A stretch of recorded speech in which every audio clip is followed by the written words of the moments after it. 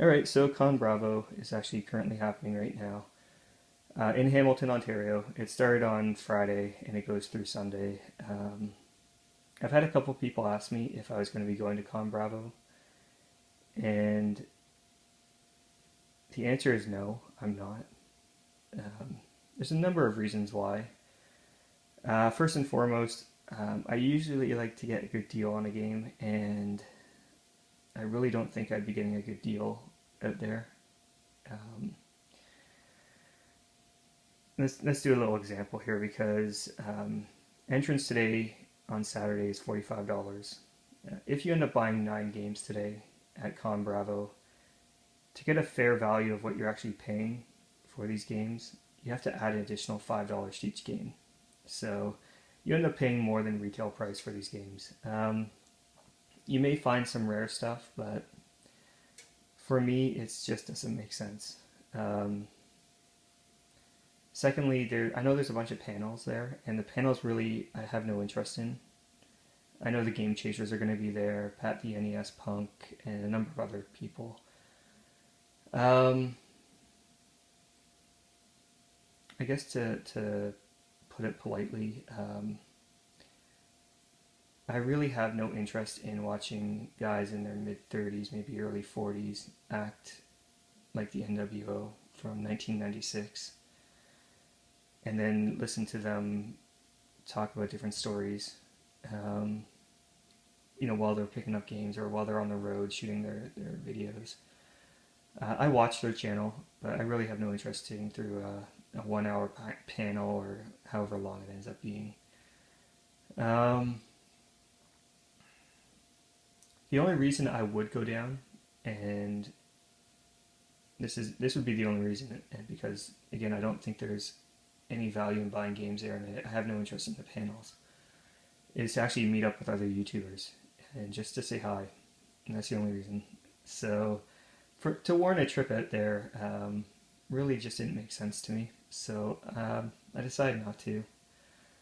I will say though that in September there's going to be another Waterloo video game swap happening, and I will be going to that one. So if you guys make it out to that, definitely, hopefully I get to see you, right? So, secondly, I did do some garage sailing today for the first time this season, and I know you're going to say the hell's wrong with you, that's a bit late.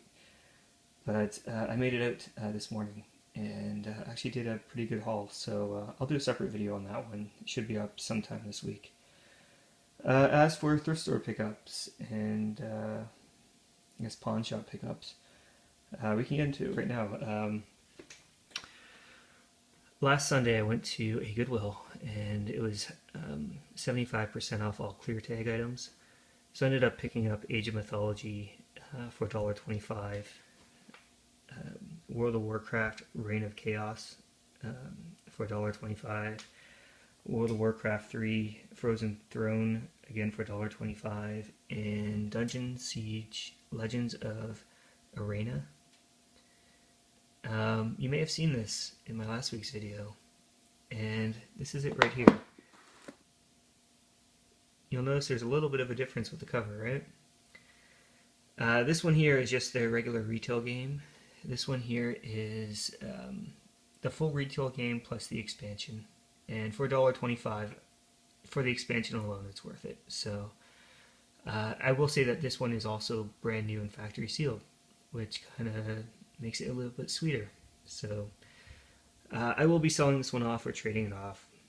I don't know, PC games really don't sell too well, at least these small box ones. So anyways, I will say that Stronghold was also there. However, it was a yellow tag and not on sale that day. So on Tuesday I went back on half price and ended up picking it up for $2.50. It was one of those games where I just thought, there's probably not a big market for this. And I was kind of interested in it, but not $5 interested. So I went back on Tuesday, like I said, and if it was there, I was going to pick it up. If it wasn't there, then no big deal.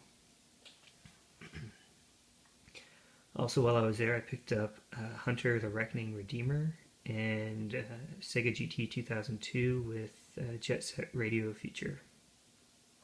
These were Again, $2.50 a piece.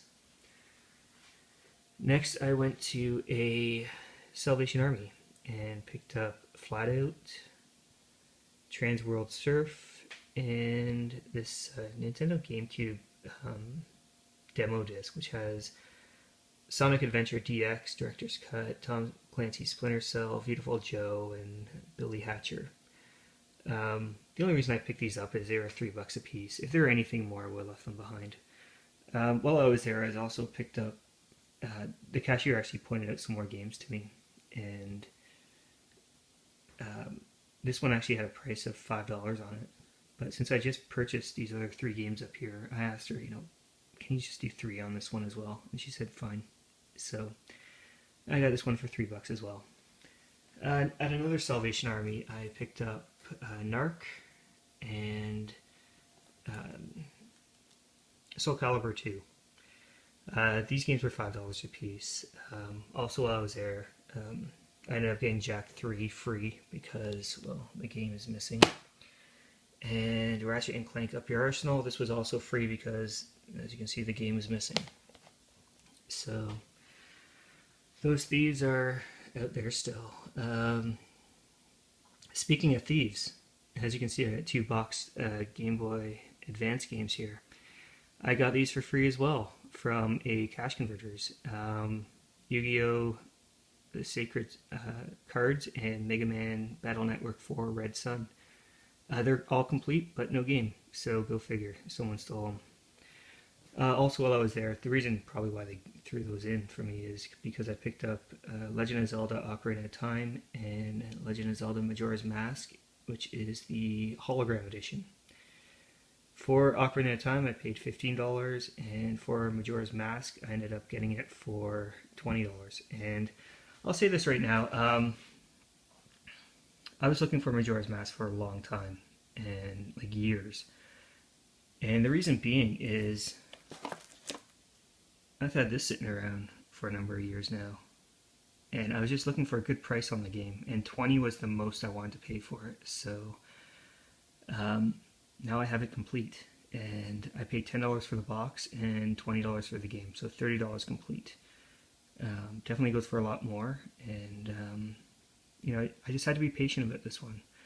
There's many times I saw this for $40, $50, and just for the card alone, and I had to hold off. Even though I wanted it, I had to hold off. So, like I said, 20 was the most I wanted to pay for it, and that's what I paid. Next up, at a game store that I normally go to, I've mentioned this one before. They've recently started, every time I go in there, they always have some kind of Dreamcast game for me. Last week they were trying to sell me Egg on the Dreamcast for $30. And I ended up phoning A. Crosby and getting some advice from him. He said, just leave it behind and, it'll come around cheaper. So I actually did. I left it behind. And when I went back this past week, they told me they sold it, which I had no doubt it was going to sell. But basically, he came up to me and said, oh, we have these other Dreamcast games here. I haven't priced them yet. I have no idea what they're worth. And I was in one of those moods where I was really wanting to haggle with them. So I offered him $5 for this game right here, Lord's Record of Lotus War. I have no idea how to pronounce it. I offered him $5. I basically told him, you don't know what it goes for, and I don't know if it's any good. So let's do $5 and see where it goes. He basically laughed at me, which I expected. I was just throwing out a number to see if he'd take it. But I ended up looking it up, and it goes for about $25, and he couldn't find anything about it. So I told him, it goes for $25. What are you willing to do for it? He said 20, and he had these other 2 games sitting here. So I said, well, why don't you throw in Ultimate Fighting Championship along with it? And he said, fine. And then I kind of pushed my luck, and I said, let's make the deal a little bit sweeter and throw in Maximum Pool. And he said, how much is that going for? I said, well, you have it priced at $5. He said, give it to me, or I'll sell it to you for $2. So I said fine. I ended up getting all Ultimate Fighting Championship, Maximum Pool, and record of Lotus War for $22, which I thought was fair considering this one here goes for 25. So I bust his ass every once in a while just to get a deal and kind of see where where we can make that deal go. If he said no, no big deal off my back. I would just leave them all behind, no big deal. But I know he always has a problem selling Dreamcast games for some reason. Maximum Pool was sitting there for a good 6 months, and Ultimate Fighting Championship, I told him, if you don't just give it to me, it's going to be sitting there for another 6 months too. So he graciously accepted my offer. And then I busted his ass some more, actually, because I said, no tax, right? If I pay cash? And he said, fine. So I was really harassing him that day. So, anyways, those are the finds of the week.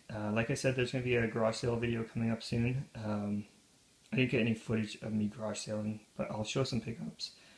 And had a pretty good haul, so stay tuned for that.